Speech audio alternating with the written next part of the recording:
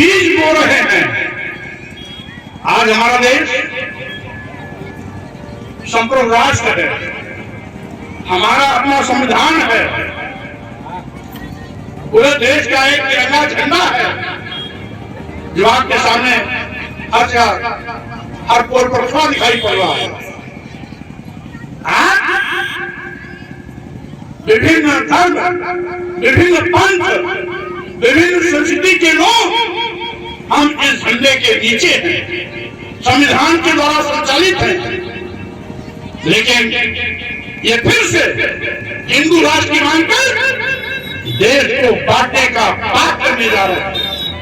सावधान रहना, ये देश के भी दुश्मन हैं, संविधान के भी दुश्मन हैं, लोकतंत्र के भी दुश्मन हैं। इसलिए आइए हम सब इनके साजिश को समझें और साथ ही साथ इनके साजिश के मदद से निकलकर आप सम्मान और स्वाभिमान के लिए खड़े हों। भाइयों बहनों से मैं कहना चाहता हूं, बाबा साहब डॉक्टर अम्बेडकर अपने जमाने की दुनिया के सबसे बड़े विद्वान थे, लेकिन भारत में इसी जात पात छुआछूत ऊंच नीच के शिकार कदम कदम पर उनको होना पड़ा। आज भी आदिवासी दलित पिछड़े अपमानित किए जा रहे हैं। आपने देखा होगा दिल्ली में जगन्नाथ मंदिर में महामहिम राष्ट्रपति द्रौपदी मुर्मू जी को अंदर जाने से रोक दिया गया क्योंकि वो आदिवासी समाज की थी। इसके पहले माननीय रामनाथ कोविंद जी को राष्ट्रपति रहते ब्रह्मा मंदिर पुष्कर राजस्थान में दर्शन करने गए थे, उनको सीढ़ी पर चढ़ने से पहले रोक दिया गया क्योंकि वो भी दलित समाज के थे। अखिलेश यादव जी मुख्यमंत्री आवास 5 कालीदास मार्ग 2017 में जब खाली किया, इसी डबल इंजन की सरकार वालों ने उसको पहले गोमूत्र से धुला, उसके बाद गंगा जल से धुला, क्योंकि वो भी बैकवर्ड समाज के थे। मैं पूछना चाहता हूं आखिर ऐसा क्यों? एक और हम आजादी का अमृत महोत्सव मना रहे हैं और दूसरी ओर गुलाम भारत का नकल कर आज फिर से इस देश के आदिवासियों, दलितों और पिछड़ों को गुलामी का एहसास करा रहे हैं। हमें वो भी दिन याद है जब बाबू जगजीवन राम जी बनारस में संपूर्णानंद मूर्ति का आरोहण करने गए थे, उस समय देश के प्रधानमंत्री थे और जैसे वहां रहते वहां के पंडों ने संपूर्णानंद मूर्ति का गंगा जल से धोया और कहा कि चूंकि दलित व्यक्ति ने छू लिया इसलिए हमें इसको पवित्र करना है। जब इस देश में तथाकथित धर्म के ठेकेदारों की ये मानसिकता हो कि आज भी वो जानवर को सम्मान देंगे, सूखा अवतार कहकर के सुअर की पूजा कर लेंगे, कछुआ अवतार करके कछुए की पूजा कर लेंगे, मत्स्य अवतार कहकर के मछली को सम्मान देंगे, लेकिन मछली पालने वाले मल्लाह बिन केवट को सम्मान देने के तैयार नहीं। सुअर पालने वाले आशी को सम्मान देने के तैयार नहीं। साथियों, मैं कहना चाहता हूं आज भी इन धर्म के ठेकेदारों को हमारी परछाई से बदबू आती है। आज भी ये हमसे घृणा करते हैं, गिरहे की पूजा कर लेंगे, भवानी की सवारी कह करके चूहे को लड्डू खिला देंगे, गणेश की सवारी कह करके कुत्ते की पूजा कर लेंगे, भैरव का सवारी कह करके नाक को दूध पिला देंगे नाग पंचमी के अवसर पर। लेकिन आज भी दलितों पर खड़े होके आदिवासियों के सिर पर कुछ लोग पेशाब करना अपनी शान समझते हैं, कुछ लोग दलितों के हैं। कुछ लोग पिछड़ों के बच्चों को मार मार करके स्कूलों में फीस नहीं दिया समय से, इसलिए मार मार करके मौत के घाट कर देना अपना सम्मान समझते हैं।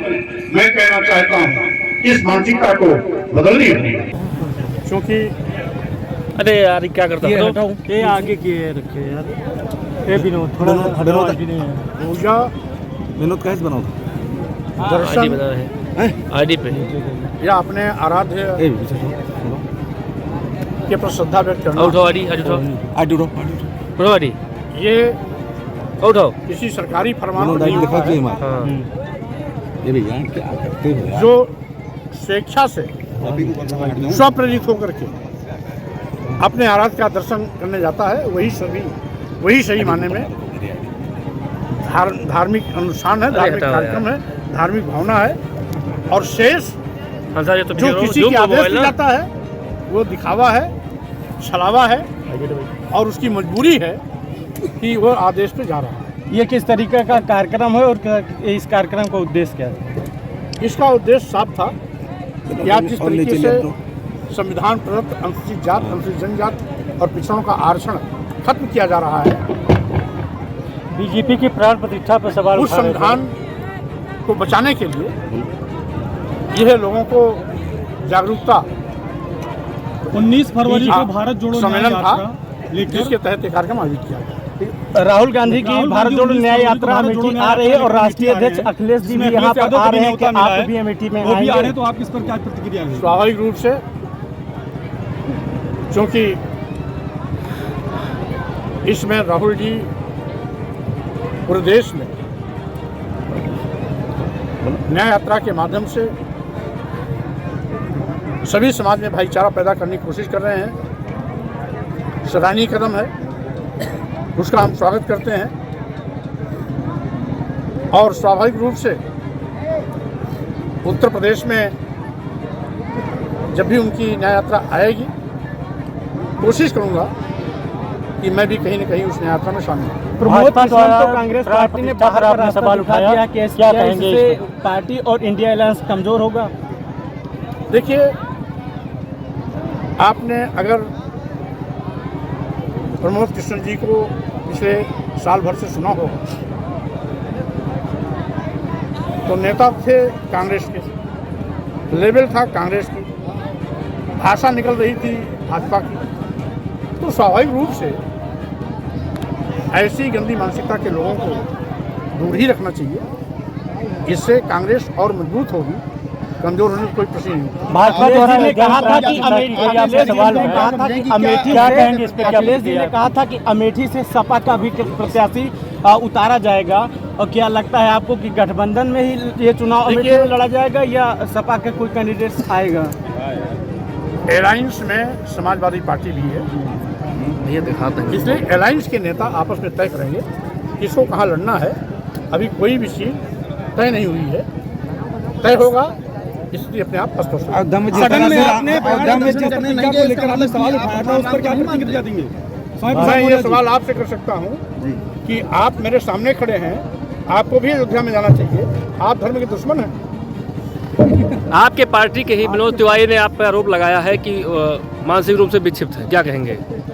अब इसका बेहतर उत्तर वही दे सकते हैं जो इस प्रकार का आरोप लगाया है, जिनकी सड़ी गली मानसिकता है, जो इस देश के आदिवासियों, दलितों, पिछड़ों पर जुल्म जातीय अत्याचार करना अपना अत्याचार मानते हैं, जो हमें जानवर से बदतर जिंदगी जीने के लिए मजबूर करने की परिस्थितियाँ पैदा करते हैं, वो हमारी तारीफ कैसे कर सकते हैं? लेकिन आपके ही पार्टी के नेता है वो, हमारी पार्टी में जैसे प्रमोद कृष्णन थे कांग्रेस के, लेकिन भाजपा के एजेंट के रूप में काम कर रहे थे, वैसे वो भी समाजवादी पार्टी में है लेकिन भाजपा के एजेंट के रूप में काम कर रहे हैं। आप लगातार सनातन